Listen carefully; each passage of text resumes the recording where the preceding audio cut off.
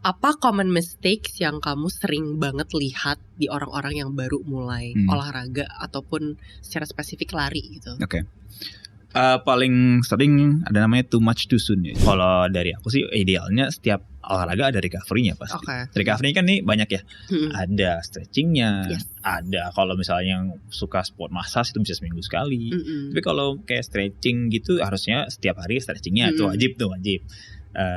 Tadi sport massage seminggu sekali. Terus ice bath kalau ada yang punya akses boleh seminggu sekali 2 kali juga boleh. Ya, cuman kalau dari aku sebenarnya itu yang paling penting apa coba? Tidur. Itu satu hal yang even dari narasumber sebelumnya nih coach, satu hal yang setiap aku tanya recovery itu gimana? Tidur.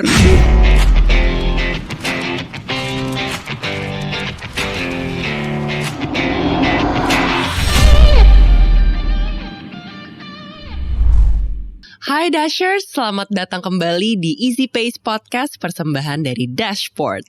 Dan hari ini aku akan ngobrol bareng Coach Rinaldi. Halo, selamat siang. Selamat datang Coach di Easy Pace Podcast. Sudah mengundang. Seru banget nih. Jadi buat yang belum tahu, Coach Rinaldi ini adalah ISSA Certified Master Trainer. Jadi buat yang belum tahu ISSA itu apa, itu adalah The International Association of Sports Science. Kebalik ya aku ya. International Sports Science Association. ISSA itu keren banget tuh. Dan Coach Rinaldi ini juga merupakan putra Kepulauan Seribu tahun 2019. And also buat yang belum tahu mungkin Coach Rinaldi ini juga Pocari Sweat Sport Science. Wow, keren banget loh Coach. Terima kasih berarti putra Kepulauan Seribu itu berarti perpajanan juga dong Coach. Yes, betul. Keren banget sih. Tapi itu masa muda saya. Oh, masa muda. Betul. 2019 berarti Coach Aldi masih muda ya. Mas sekarang udah tua Coach. Ya, udah lebih tua kan. Iya, benar. Aduh, seru banget. Oke, jadi hari ini kita bakal ngobrol-ngobrol soal journey Coach Aldi seperti apa. Dan juga bakal membahas sedikit mitos dan fakta terkait dengan olahraga, lari, sports, and science. Asik. Seneng nih. Excited banget gak sih? Oke, jadi pertanyaan pertama nih Coach. Sebagai ISSA Certified Master Trainer dan expert in sport science, maksudnya kan itu you went through a certain amount of time of education, belajar segala macam tuh. Sebenarnya apa sih key components for an effective training program? Oke. Untuk effective training program memang kita kalau mau training program latihan ya, kita itu nggak bisa yang namanya instan. Ya, training program tuh udah pasti namanya ada long term training karena terkadang kita ngomongin orang general ada yang memang punya basic yang baik, ada yang basicnya belum ada. Jadi kita selalu bilang kita ambil tengahnya. Kita ambil general artinya program itu optimalnya kalau mau yang program ya bisa 3-4 bulan. Satu program inti. Satu program inti. Ya. Biasanya ada berapa komponen program berarti Coach? Nah, jadi setiap program inti itu biasanya ada fase umum. Fase umum ini yang kalau misalnya untuk pelari ini yang biasanya kalau lari-larinya santai, easy, tapi mulai naikin mileage. Jadi itu mulai santai. Jadi belajar sabar nih biasanya pas fase awal nih yang kayak kok kilometer saya 12 tapi pace-nya pace 9, pace 8 ya karena itu memang tujuannya untuk meningkatkan basicnya dulu. Membiasakan untuk lari jarak jauh dulu. Nah, baru masuk ke fase spesifik. Nah, ini fase yang udah naik level. Jadi udah basic udah terbentuk nih. Sama coachnya digas nih yang spesifik nih. Oke, saatnya naikin pace. Makanya udah mulai latihan tempo, threshold, interval ini masuk di sini nih. Tujuannya apa? Buat naikin stamina biasanya untuk pelari ya, untuk pelari. Jadi basicnya udah ada, terus itu digas naikin staminanya. Nah, baru terakhir fase namanya fase competition atau pra-competition ada yang bilang juga gitu. Jadi ini fase-fase akhir di mana kalau udah ada tapering harusnya secara kebugaran udah dapet nih. Jadi tinggal persiapan buat race-nya aja kayak gitu. Kalau untuk effective training programnya. Jadi emang nggak bisa instan, harus ada fasenya. Apalagi kalau misalnya ada orang yang mau latihan baru mulai nih dan emang dia nggak pernah olahraga sebelumnya itu bisa jadi latihannya bisa 6 bulan tuh. Berarti tiap orang tuh beda-beda ya. Beda-beda. Proses dan komponen latihannya juga beda-beda ya Coach. Betul, beda banget. Makanya kita kalau dari sport science nih selalu diajarkan kayak kita harus individualize programnya. Caranya apa? Kita harus ada assessmentnya dulu gitu. training historinya gimana, kondisi kesehatan sekarang gimana, itu harus jadi take into consideration sih gitu. Nah coach, aku pengen tahu gimana journey coach bisa join sports science. Like kenapa sports science menjadi sesuatu yang it clicks with you gitu loh. Mungkin journey aku agak berbeda dari yang lain. Asik. Keren banget. Itu tadi zoom in ke muka Coach Ali gak? Journey aku berbeda dari journey yang lain. Berbeda gitu. Nggak, tapi mungkin agak berbeda dalam arti mungkin dulu soalnya aku kebetulan sempat sekolah di luar dari SMA. Jadi kebetulan di sana di New Zealand dulu. Kebetulan di sana kan mungkin secara kurikulum sekolah kan berbeda. Jadi di sana sistemnya tuh kalau di sini kan misalnya SMP SMA kan ada semua mata pelajaran wajib. Iya kan, wajib, ada diwajibkan. Nah, kalau di sana tuh sistemnya berbeda karena ketika saya masuk ke sana ada mata pelajaran yang wajib, 5 mata pelajaran wajib sama 3 pilihan. Nah, tujuannya buat apa? Ya memang mereka dari SMA itu udah menjuruskan supaya ntar kuliahnya jelas nih mau ngambil apa. Udah sesuai dengan minat ya. Iya, dan kebetulan dari kecil aku udah mulai suka lah main olahraga, main bola apa gitu kan. Udah aktif ya. Dan jadi di sana kayak udah deh pengen fokus ke olahraga. Jadi di sana udah mulai ambil tuh ada namanya kelas namanya Advanced Physical Education. Jadi kalau Physical Education kan ngomongin secara prakteknya ya olahraga, tapi ini Advanced tuh ajarin teorinya. Nah jadi setelah itu udah seneng, akhirnya pas kuliah ambillah Sport Science. Jadi bedanya lah mati. Dulu kebantu ada penjurusan dari SMA-nya itu sih, jadi udah pede gitu loh. Oke, mau ngambil sport science gitu. Udah tahu minatnya ternyata di bidang ini gitu. Bantunya di situ. Nah, coach, aku mau nanya nih, biasanya untuk orang-orang yang baru gabung fitness, how would you recommend they get started in building a sustainable workout routine yang suits their lifestyle gitu loh. Jadi biar olahraga mereka tuh nggak musiman gitu. Oh iya. Ya memang kita harus create habit sih. Dan tapi ngomongin habit tuh terkadang emang harus ada motivasinya ya. Sulit ya kalau habit tuh udah harus dijalanin, disuka. Itu gimana coach? Betul. Apalagi untuk kita yang mungkin bukan atlet ya, biasanya terkadang motivasi bisa jadi stumbling block gitu. Jadi kalau saran dari aku untuk teman-teman yang baru mau mulai, pertama harus tahu targetnya dulu apa. Target tuh kita target juga harus spesifik. Kalau di sport atau mungkin sebenarnya di bidang lain juga ada sih namanya SMART goals. Kalau udah pernah dengar ya. Jadi ada apa istilahnya tuh, S itu spesifik. Jadi, SMART goals. SMART, jadi SMART. S-nya spesifik. Ada singkatan-singkatannya. Oh gitu. My God, spell. S-nya spesifik artinya ketika kita pasang target harus jelas nih. Targetnya misalnya mau lari. Oke, lari ini lari apa nih? Mau lari jarak jauh, jarak pendek gitu. Terus M-nya measurable, jadi harus bisa di measure. Misalnya pengen lari 10 kilo, oh berarti dalam waktu 3 bulan harus bisa 2 kilo dulu, 4 kilo dulu misalnya gitu. Lalu A ya, A itu attainable. Attainable artinya emang bisa dicapai, nggak muluk-muluk misalnya saya mau lari, tapi saya mau kayak Usain Bolt ya kan, nggak attainable dong gitu ya kan. Jadi harus realistik gitu. Terus R, relevant, artinya goals ini harus sesuai dengan apa yang kita mau. Jangan sampai misalnya Kak Sabrina sukanya sepeda, tapi target buat lari, nggak akan make sense. Itu akan jadi malas ya, saya mau balik sepeda aja, itu akan gitu. Ya, T itu time, jadi harus sesuai dengan waktunya. Kalau misalnya cuma ada waktu 6 bulan, ya jangan harap mau lari kayak Kipchoge gitu loh.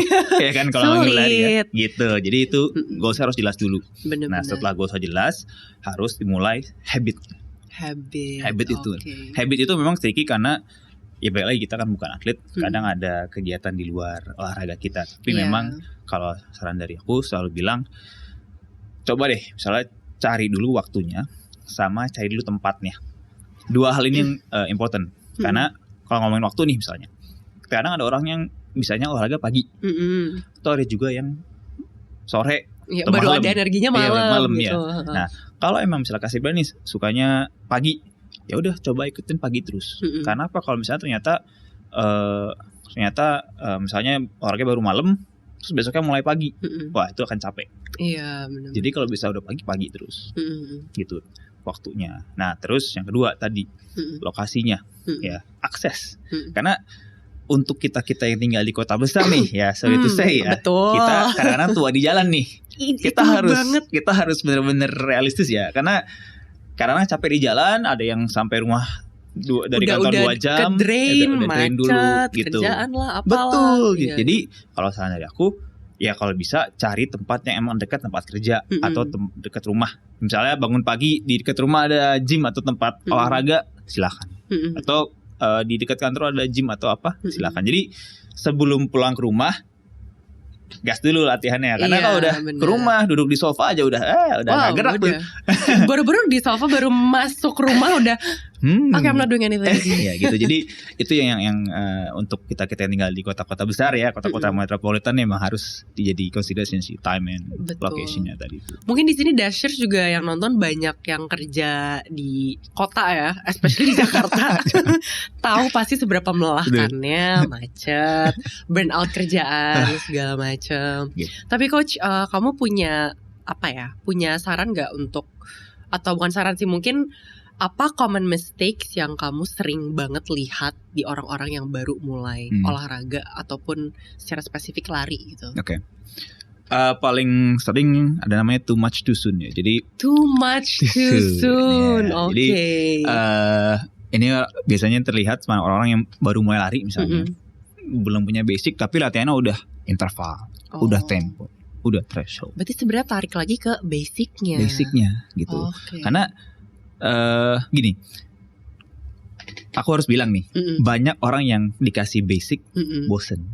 Misalnya kasih easy run terus nih, ya kan, ngomong lari, aduh capek nih, bosen, kapan nih temponya gitu. Oke, itu ngomongin orang awam, non atlet. Gini, atlet aja basic tuh diulang-ulang terus gitu loh. Masa kita yang non atlet mau skip gitu loh. Ya gak sih? Karena atlet, kalau ngomongin atlet nih, atlet tuh udah kebentuk latihannya udah bertahun-tahun. Masa kita yang baru latihan 3 bulan 4 bulan mau langsung digasih gitu. Kan susah gitu loh. Tapi ya balik lagi, sekarang tuh orang ada yang bosenan gitu loh. Easy run terus. Tapi ya sorry itu saya emang itu harus dilakukan. Iya, kalau emang mau benar, tidak terkena injury atau apalah ya, emang berarti harus belajar dari basicnya. Basic nol. Karena kalau bayangin kita cedera, udah stop, capek, udah malas cedera, itu yang sakit gitu. Kasus yang kita temui banyak, kasus atlet ibu kota. Biasanya udah latihan, tiba-tiba injury, disuruh rest 6 bulan gitu. Iya, kan maksudnya kasihan juga. Maksudnya kan kalau kita ngomong olahraga kan kita olahraga untuk seumur hidup ya, untuk sehat seumur hidup, bener gak? Setuju. Ya, kenapa harus buru-buru gitu loh? Santai aja gitu loh, build the basic dulu, baru ntar udah mulai siap secara udah waktunya udah ready nih untuk mau mulai ngegas ikut race misalnya. Ayo kita gas gitu. Oh my god, aku suka banget statement itu dari Coach Aldi. Kita olahraga mau untuk seumur hidup, kenapa harus buru-buru? Beneran deh, itu mindset kayak gitu sih sebenarnya yang diperluin banget. Nah, kalau aku pingin minta words of motivation nih dari Coach Aldi. Kan banyak di sini mungkin yang mulainya bukan atlet, atau mungkin sampai sekarang pun belum menemukan motivasi untuk punya lifestyle yang aktif ataupun olahraga gitu loh. Ada gak sih mindset shift atau habits yang bisa kita beri untuk Dashers agar mereka bisa konsisten dan mulai bergerak gitu, Coach? Kalau dulu aku diajarin gini, kita tuh ketika kita ketika kita lahir di dunia ini, kita tuh memang nggak didesain untuk langsung bisa olahraga yang ekstrim, misalnya maraton atau lari jarak jauh atau apapun, atau sepeda apapun. Tapi tubuh kita terdesain untuk melewati limitasi itu. Gitu. Jadi sebenarnya kalau kita latihan dengan benar, ya konsisten, sabar, ya gitu, pasti bisa lewat, pasti bisa mendapatkan target yang kalian mau maraton bisa. Itu yang penting konsisten. Gitu sebenarnya. Benar. Wah, itu keren banget sih. Gitu. Jadi sebenarnya tubuhnya tuh bisa, tapi emang harus dilatih. Harus dilatih secara gitu. Berkala. Karena nggak mungkin kita ujuk lahir terus tiba-tiba maraton, nggak mungkin. Ya kan kita lahir nangis dulu ya. Nangis dulu. Nggak tiba-tiba lahir 21 kilo lah gitu kayak. Iya, belajar jalan dulu ya kan gitu. Tapi bisa kok, tubuh kita terdesain untuk melewati batas itu gitu. Jadi semua orang bisa pasti. Semua orang bisa. Gitu. Dengan fundamental yang tepat, semua orang bisa. Betul. Nah, Coach, habis ini kita mau segmen water break dulu. Dimana setelah water break aku akan menanyakan rapid question ke Coach Aldi agar yang nonton nih lebih kenal, lebih dekat sih. Oke, jadi kita mau water break dulu. Rapid questions with Coach Aldi. Oke, coach, siap? Siap. Oke. Ini bukan rapid question sih, salah aku ralat. Jadi kita mau ada true or false. True or false. Nanti aku akan menjelaskan statementnya. Nanti coach tinggal true or false. Oke, let's go. Yang pertama, hilangin lemak di satu area dengan melakukan targeted exercise di part tertentu. Itu true or false? Bisa menghilangkan lemak di satu area dengan melakukan target exercise di part tertentu. False. Karena kita nggak bisa target spotting. Yang namanya menurunkan lemak itu emang harus overall fat reduction aja sih. Oh, itu ada istilahnya ya, target spotting. Target spotting kalau nggak salah istilahnya sih, ingat aku gitu, nggak bisa gitu. Jadi kita pengen ngurusin perut nih, nggak bisa kita ujuk-ujuk sit up doang, nggak bisa. Gitu emang harus overall fat reduction. Gitu. Itu take notes. I am taking notes right now.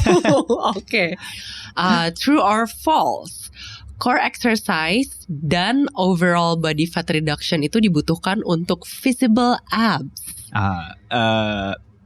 True and false sih. Oke. Gini, true-nya tadi karena kita memang untuk visible abs itu kan butuh percentage body fat yang rendah. Nah, makanya butuh overall body fat reduction. Tapi bukan dengan core exercise saja. Jadi yang false lah core exercise karena yang namanya overall body fat reduction itu butuh more than core exercise. Ya butuh kardionya, butuh strength trainingnya, nutritionnya juga penting. I see. Gitu. Jadi true and false. True and false.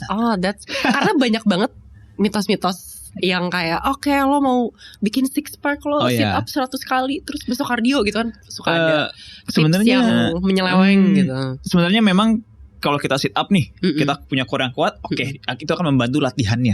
Ya, jadi kita akan memiliki otot yang lebih kuat, biar kita ngangkat bebannya, larinya bisa lebih jauh, lebih kenceng. Nah, kalau kita udah bisa olahraga lebih lama, lebih jauh kan pasti kita secara overall kalori bahkan lebih terbakar banyak. Nah, itu akan membantu untuk overall body fat reductionnya. Sebenarnya gitu. I see. Jadi kita agak diputer gitu. Kayak dikasih cheat code gitu loh hari ini. Sumpah ngobrol sama Coach Aldi. Oke, Coach. True or false? Lifting weights will make women bulky. False. Karena gini, secara overall false karena yang namanya bulky itu nggak tahu nih bulky-nya segede apa nih. Kalau bulky-nya segede Aderai misalnya ya kan, nggak akan sampai situ. Karena pada dasarnya woman itu kan secara testosteron juga lebih rendah dari men. Jadi nggak akan sampai sejauh itu kecuali ada sumber mental tambahan. Gitu. Itu ada hubungannya sama bentuk hormon cewek sama cowok nggak sih? Yang cowok bentuknya kayak gini, cewek bentuknya nggak, itu kan bentuk tubuh. Bentuk tubuh. Kalau hormon ya secara ininya aja, secara hormonalnya aja sih sebenarnya gitu. Jadi biologically ya. Jadi memang biologically men akan lebih besar daripada women gitu. Jadi girls, if you wanna lift weights, you're not gonna get bulky. Apa guys, gitu. Pede aja. Yang penting kan kuat gitu. Lifting weights itu bukan hanya untuk bulky tapi untuk kuat. Iya gitu. Benar. Setuju. Oke, lanjut. True or false? Cardio is the best way to lose weight effectively. True. Karena kardio nih bentuk olahraga yang emang membakar banyak kalori. Jadi kalau untuk menurunkan berat badan, lose weight ya, itu benar. Gitu. Tapi kalau mau untuk menurunkan lemak, itu butuh ada gabungan dengan tadi strength trainingnya, lifting weights-nya. Karena kalau kita bisa punya otot yang kuat juga, otot yang besar juga, ya itu akan ngebantu banget untuk kita ngebakar lemaknya. Gitu. Tapi secara kalori reduction, cardio emang menang di situ. I see. Nah, aku punya pertanyaan personal dikit nih Coach, intermezzo dikit. Kalau misalnya kita melakukan latihan cardio dalam jangka waktu yang lama, let's say we do long distance running, mungkin gak sih kita kehilangan massa otot along the way karena latihan cardio itu? Bisa jadi kalau kita asupan gizinya tidak baik. I see. Gitu. Jadi kita tuh kehilangan otot ketika glikogen kita udah habis, lemak kita udah terbakar semua, baru tuh ambil dari protein sebenarnya. I see. Gitu. Jadi sebenarnya kehilangan massa otot tuh bisa terjadi kalau kita kardionya tuh over dan secara asupan gizi kita nggak memadai. Gitu. Bisa banget. Tapi sebenarnya kalau kita ngomongin overall general olahraga seharusnya tidak terjadi. Gitu. Nice. One more. True or false? Dynamic warm up itu lebih efektif untuk preventing injury daripada stretching before exercise. True. Karena kita ngomongin dynamic ini kan berarti kan kita ada movingnya. Nah, tujuan moving tuh pemanasan ya. Kita warm up pemanasan. Kan namanya pemanasan. Berarti kan kita memanaskan tubuh. Dan memang ketika tubuh kita dalam kondisi yang hangat, ketika kita berolahraga itu tubuh kita tuh bisa berfungsi dengan lebih baik dan lebih tahan cedera. Jadi tahan cedera. Jadi bukan tahan cedera ya. Iya. Jadi emang tubuh kita tuh akan lebih kuat, lebih efektif dalam bergerak ketika kita suhu tubuhnya hangat. Karena makanya butuhnya pemanasan, warm up. I see. Nah, coach mungkin di sini juga masih banyak yang suka skip warm up karena merasa ya kan gue pas udah gerak nanti gue panas sendiri. Itu efek jangka panjangnya bahaya nggak sih, coach? Bahaya. Karena tadi kalau kita ya mungkin seringnya mereka ngerasa kayak aman. Tapi kita kan nggak tahu. Satu waktu tiba-tiba ada satu waktu kita nggak aman, cedera malah jadi nggak amannya selamanya gitu. Kan kita nggak mau gitu. Jadi kita yang namanya pemanasan yang kita semua preventif gitu loh. Jangan sampai itu terjadi gitu. Jadi kita harus pemanasan yang benar, pendinginan yang benar juga supaya kita nggak cedera. I see. Gitu. Nah, coach kira-kira kalau dari coach Aldi sendiri ada nggak sih mitos soal fitness yang sering banget coach dengar? Yang kalau coach dengar tuh kayak no that's wrong, actually it's not like that. Oke. Gitu. Mungkin yang sering aku dengar tuh kalau Kak Sabrina pernah dengar namanya ini fat burning zone. Tahu nggak fat burning zone, fat loss? Iya, gitu. iya, aku pernah dengar. Memang kan suka ada orang bilang fat kalau mau ngurangin lemak harus ada di zona fat burning zone. Itu true. Sebenarnya kalau ngomongin ini true and false karena ketika kita ada di zona fat burning itu kan kita berarti ada di intensitas rendah. Kalau misalnya kita ngomongin lari berarti kita lagi lari santai banget. Itu lagi di fat burning zone. Oke. Ya. Cuman memang kita ketika kita lari santai itu kita sumber tenaga yang dibakar itu benar dari lemak. Tapi nggak necessarily kita akan mengurangi overall body fat. Karena apa? Karena misalnya nih kita udah lari santai 2 jam misalnya konsisten. Tapi kita setiap harinya makannya banyak. Itu lemaknya juga akan balik lagi. Karena kita mau kita makan apapun itu karbohidrat, protein, tapi gitu lebih dari kalori harian kita itu akan berubah jadi lemak semua. Jadi memang ada perbedaan antara fat burn sama fat loss. Kalau fat loss tadi kita harus ada kalori defisitnya. Fat loss itu harus ada kalori defisit. Iya, that is fat loss. Ya, jadi kita lari santai pun necessarily kita akan kurangin lemak gitu. Kita membakar ya itu sumber tenaga kita dari lemak. Kayak kita nih sekarang. Kita nggak ngapa-ngapain, kita santai aja. Kita sebenarnya membakar lemak. Karena kita memiliki massa otot. Nggak, karena kita memang tidak dalam intensitas yang tinggi. Karena pembakaran karbohidrat itu terjadi pada intensitas yang medium ke tinggi.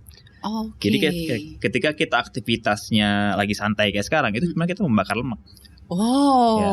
Kalau nih kita nih duduk aja seharian nih nggak gerak, nggak makan seminggu ya kita akan mengurangi lemak tubuh gitu. Tapi kita pasti makan. Nah kalau kita makannya kebanyakan itu lemak tubuh juga balik lagi. I see. Gitu. Jadi sekarang tuh ada yang bingung nih, fat burn, fat loss gitu. Kalau dari aku intinya kalau memang mau mengurangi lemak, fokusnya jangan ke fat burn ya, tapi ke kalori defisitnya. Kalori defisitnya. Wah, itu gitu. Menarik banget sih, Coach. Betul. Nah, Coach, sebenarnya ada satu mitos yang aku sering banget dengar tuh antara ini penyusunan program kali ya. Jadi ada yang pelari banget, tapi agak enggan untuk strength training karena katanya kayak nanti otot gue jadi kaku. Tapi nanti yang suka strength training akan enggan untuk yoga atau mobility stretches karena kayak nanti otot gue terlalu fleksibel. Nah itu gimana coach? Like kalau misalnya membuat suatu program yang efektif agar porsi lari, strength, mobility-nya tepat tuh sebenarnya yang oke tuh kayak gimana sih?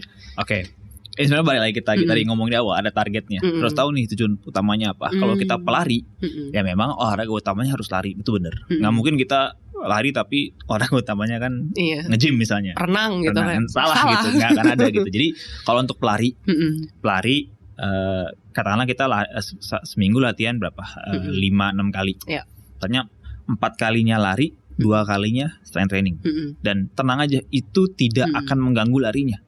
Karena pada dasarnya kalau kita nih mau untuk otot kita membesar itu dibutuhkan latihan bertahun-tahun, asupan protein yang tinggi, asupan kalori yang tinggi untuk kita gedein otot.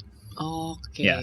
Tapi untuk pelari, selama larinya 4 kali seminggu, strength trainingnya lebih dikit 2 kali, itu nggak akan terjadi, nggak akan kita namanya bulky yang bikin lari kita kaku dengan otot yang besar, nggak akan. Terus kalau lari sama strength trainingnya masih Banyak banyak lari, aman, nggak ada masalah banget. Gitu. Jadi tergantung program desainnya aja gimana ya. Betul. Jadi kita harus utamakan. Beda kalau misalnya untuk kita balik nih, misalnya ada orang yang fokusnya nge-gym. Ya berarti gymnya 4 kali, larinya 2 kali. Gitu. Dan itu nggak akan ngurangin massa otot juga karena balik lagi banyakan gymnya. Pasti dia secara makannya juga pasti lebih tujuannya untuk gedein otot.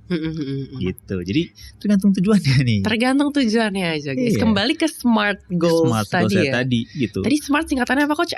Specific, measurable, attainable, relevant, sama time. Oh itu jadi quotes banget itu hari ini. Coach aku pengen tahu nih, selain dari nutrisi dan program, how important is hydration during workout? Oke.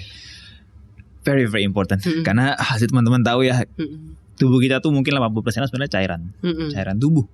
Gitu. Kalau kita dehidrasi aja 2% yang bilangnya. Itu kita performance akan turun sampai 80%. Gitu. Apalagi kalau kita dehidrasinya terlalu parah, itu bisa fatal bahkan. Jadi kita harus tetap menjaga cairan tubuh, apalagi kalau kita di latihan atau olahraga di negara-negara yang tropis kayak di Indonesia. Gitu.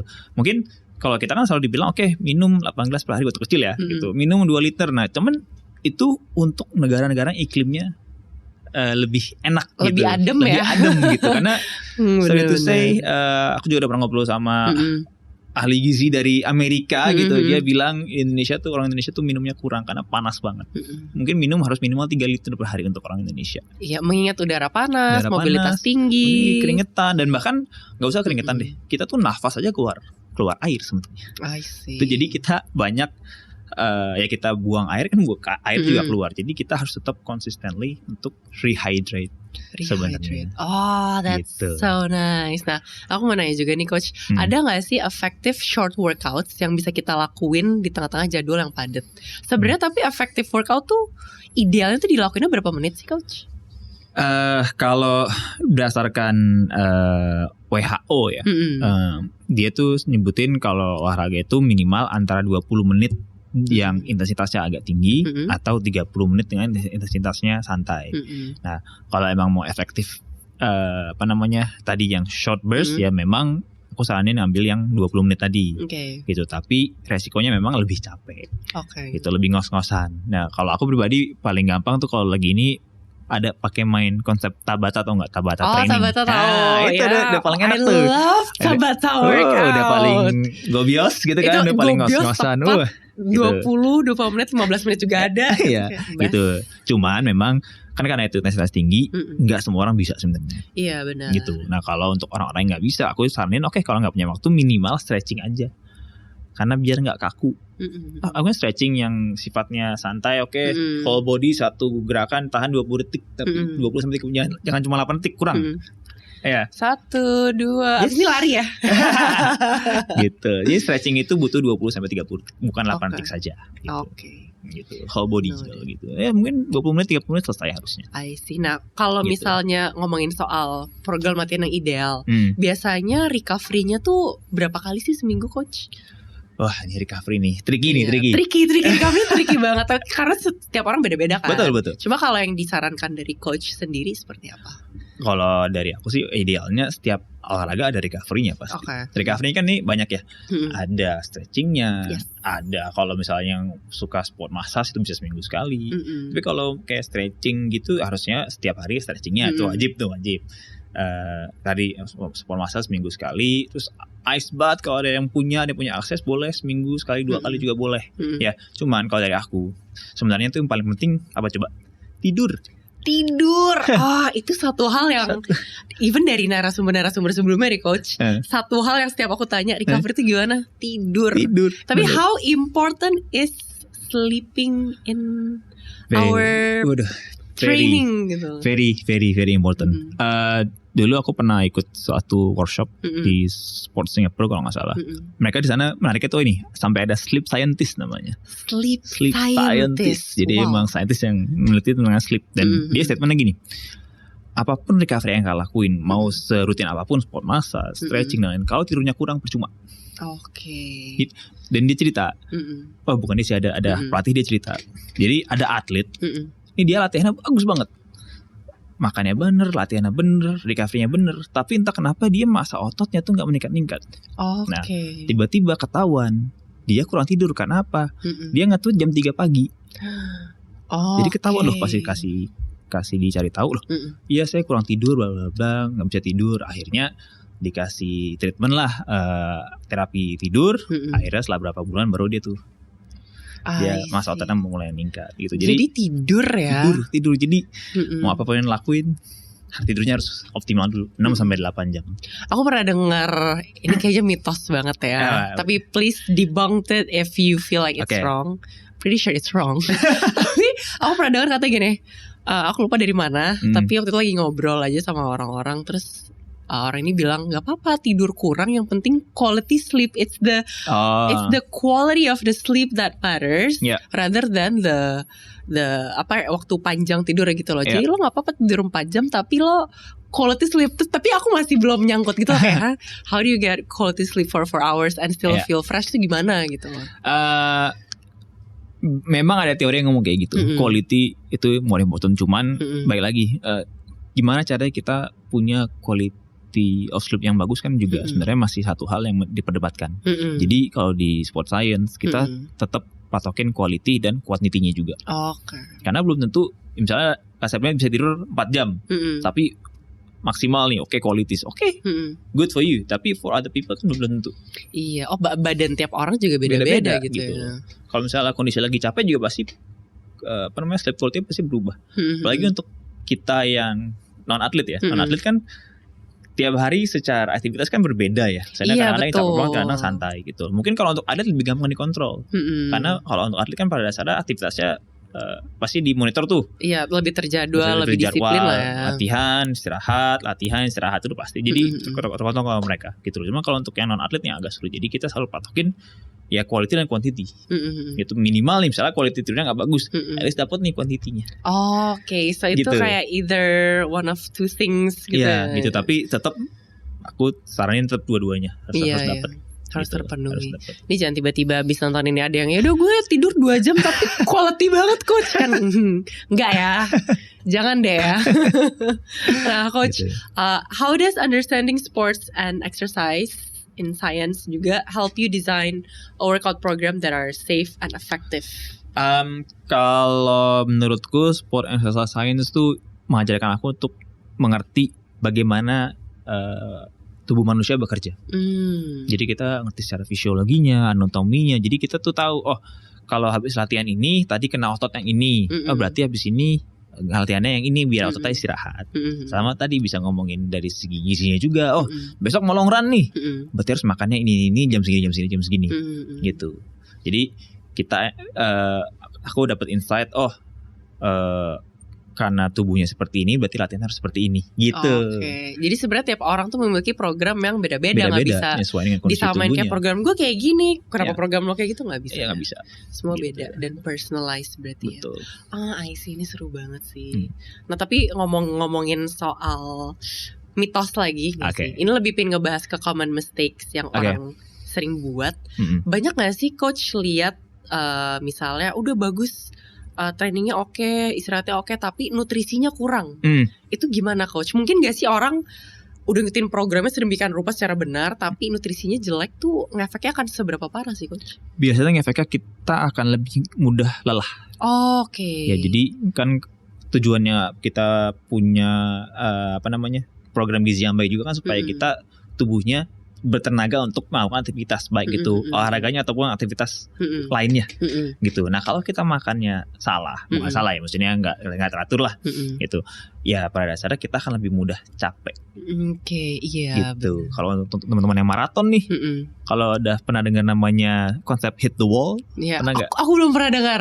You share with us. Hit the wall. Ya, jadi hit the wall nih fase ketika glikogen dalam tubuh kita habis.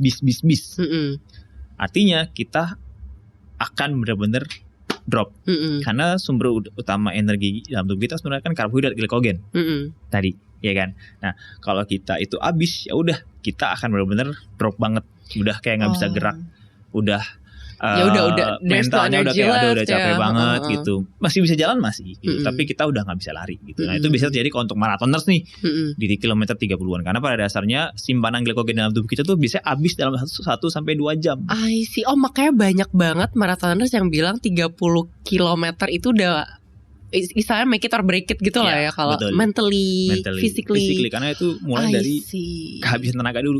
Karena otak kita aja itu kan dapat bensin dari tadi asupan glikogen dari glukosa lah, gula.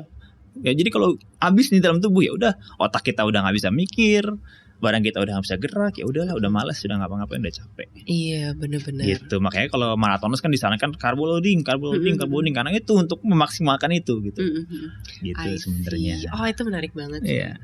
Nah terus aku juga penasaran nih dalam menjalankan program latihan, how do you prevent injury atau burnout?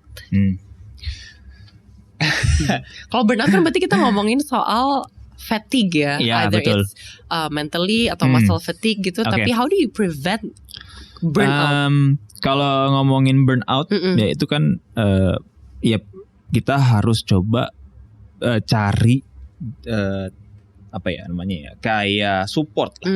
Karena kalau ngomongin burnout kan misalnya bosen sama tempat latihannya, bosen sama tipe latihannya, bosen sama teman latihannya misalnya. Jadi kalau untuk kita menghindari burnout ya sebaiknya mencari hal baru biasanya. Karena contoh nih, Kak Semi udah pernah maraton belum?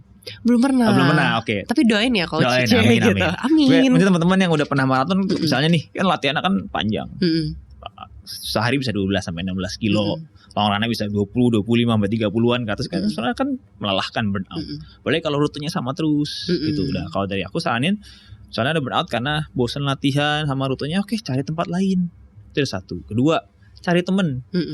Kadang-kadang kalau aku ngobrol sama runners ya di Car Free Day itu ya, mereka seneng lari long run karena ada banyak temen. Sengsaranya bareng-bareng katanya gitu. Ya kan? Padahal larinya 20 ya kan, tapi kalau lari sendiri 8 kilo juga udah kayak aduh capek banget gitu. Itu namanya itu ciri-ciri burnout sebenarnya. Jadi kita emang harus cari satu hal yang akan membuat kita tuh nggak bosan lagi. Jadi dan kita juga harus balik lagi nih. Kita harus mikir, oke, kita tuh awalnya mulai latihan itu buat apa sih? Oke, balik gitu lagi ke goal awalnya. Goals awalnya gitu. Dan karena kita bukan atlet, kita juga bisa fleksibel memang. Gitu loh. Kalau misalnya ternyata kayak ternyata dengan kondisi gue saat ini gue belum bisa nih ngerjain PR bla bla bla gitu. Ya udah di-adjust targetnya. Ya. Tapi nanti kalau udah mulai enak lagi jangan ngegas lagi gitu loh. Yang tadinya misalnya maratonnya pengen di bawah 3 jam gitu loh. Ya udah jadi 3:30 dulu deh gitu, karena kan latihannya di-adjust gitu. Jadi kita harus bisa fleksibel untuk menghindari burnout tadi gitu. I see. Gitu. Oh itu menarik banget sih. Nah coach, ada nggak advice untuk teman-teman yang mau improve their fitness level tapi tidak tanpa merasa terintimidasi gitu loh? Oke. Kalau dari aku ya, aku tuh sering ngobrol juga sama orang, baik itu di gym, di cafe day atau di track atau di mana. Orang tuh sebenarnya nggak ada yang melihat orang lainnya kayak apa ya cuman segitu gitu loh. Kecuali teman dekat ya biasanya gitu. Jahat banget. Kalau teman dekat biasanya segitu ya. Toxic deh. Tapi kalau orang lain ya, lain biasanya tuh dia akan melihat orang yang bahkan misalnya belum pernah latihan nih, memulai latihan, dia tuh akan kayak wah ini orang keren. Jadi jangan takut orang mengintimidasi, karena apa? Pada dasarnya orang tuh gak ada yang peduli sama apa yang dilakukan orang lain gitu loh. Itu guys, jujur karena aku juga kadang-kadang ya misalnya aku di gym nih, ngeliat orang kayak baru mulai latihan nih, aku ngeliat ya, tapi aku gak kayak orang ngapain sih, enggak. Kan kita gak ngeliatin terus kayak gini. Iya. Ngangkat berapa kilo ya itu. Iya, cuma kayak yang baru mulai latihan, ya udah aku fokus sama latihanku. Sama kayak lagi lari, ada orang ngos-ngosan gitu loh. Karena mulai latihan ya udah good on him gitu loh. Karena dia memulai latihan itu satu hal yang emang sulit sebenarnya. Memulai itu kan sulit gitu. Memulai tapi itu sulit banget. Ya itu sebenarnya aku tuh bangga ngeliat orang, wah ini orang keren memulai. Nah jadi gitu ini buat teman-teman yang mungkin suka ngerasa insecure atau overthinking di tempat olahraga ya, pasti ini terjadi di semua Semua bidang olahraga, mau Iya. itu lari, renang, nge-gym, tenis, apalah. Iya. Suka takut orang ngejudge kayak Iya. gue dijudge Iya. jelek gak ya? Gue kayak baru mulai nih, gue malu deh. Apa Enggak, we're cheering you on orang from tuh inside pasti, the heart. karena orang tuh pasti ngerti. Oh, ini orang newbie ya udah gitu. Iya. Ya udah wine. Kenapa harus malu? Iya, Paling kita juga diajarin. pernah di spot itu kok. Iya, tenang aja gitu loh. Bener-bener seru banget. Nah, coach aku pengen nanya nih, Hmm. penutup sebelum kita selesai. Oke. What is the best advice that someone has ever given to you perihal olahraga ini? Perihal olahraga ya. Iya. Waduh, ini sulit nih. Yang jadi pegangan coach untuk memotivasi orang lain juga nih. Oke, kalau aku apa ya? Aku belum kepikiran nih. Tapi Mm-mm. kalau aku ingat adalah tadi Mm-mm. everyone can overcome their limits as Mm-mm. long as they keep consistent. Artinya Mm-mm. ya mau sesulit apapun selama kita konsisten latihan, kita pasti akan mencapai ke sana. Mm-mm. Ya, mau itu waktunya lama ya, tapi balik lagi aku bilang nggak usah buru-buru. Kenapa harus buru-buru? Iya. Gitu loh. Santai aja, relax, enjoy the progress. Keren Gitu. banget.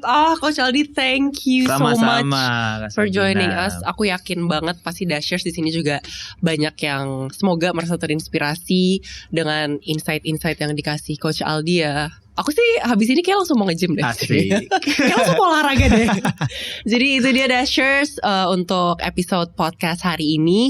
Buat kalian yang mau nonton jangan lupa untuk follow Easy Pace Podcast. Bisa kalian cek di YouTube dan juga Spotify.